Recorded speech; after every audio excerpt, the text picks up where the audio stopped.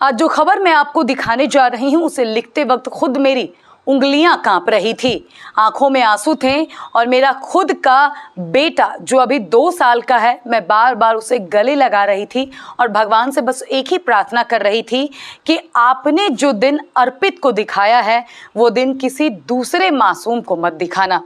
पूरी खबर जानने के बाद आपका भी कलेजा फट जाएगा और आप भी ये कहने पर मजबूर हो जाएंगे कि रिश्तों के इस मतलबी दुनिया में इंसानियत आज भी अजनबियों के रूप में जिंदा है। कहानी 7 साल के अर्पित की है।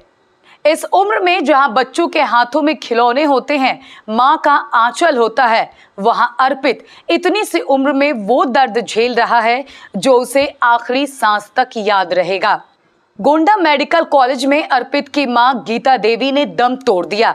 अस्पताल में गीता के साथ कोई बड़ा नहीं था तो सिर्फ 7 साल का बेटा। मां की सांसें थम चुकी थी, लेकिन अर्पित को शायद मौत का मतलब भी नहीं पता था।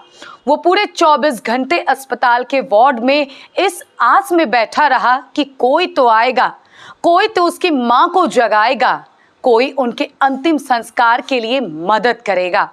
अर्पित इतना छोटा है कि वो अपने परिवार के बारे में कुछ बता भी नहीं पा रहा था। जब पुलिस को सूचना मिली तो पुलिस ने गीता के शव को मोर्चरी में रखवाया और अर्पित को अपने साथ कोतवाली लेकर गई। लेकिन सवाल ये था कि आखिर गीता का कोई अपना क्यों नहीं आया। दरअसल इसके पीछे छिपी है धोखे और अकेलेपन की एक दर्दनाक दास्तान। 9 साल पहले गीता ने प्यार के खातिर दुनिया से लड़कर अपने घर से भागकर प्रदीप नाम के लड़के से शादी कर ली थी।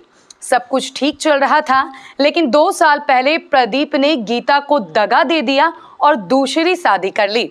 प्रदीप के छोड़ने के बाद गीता अपने 7 साल के बेटे प्रदीप के साथ अकेली रह रही थी और आखिरकार बीमारी और तन्हाई ने उसकी जान ले ली।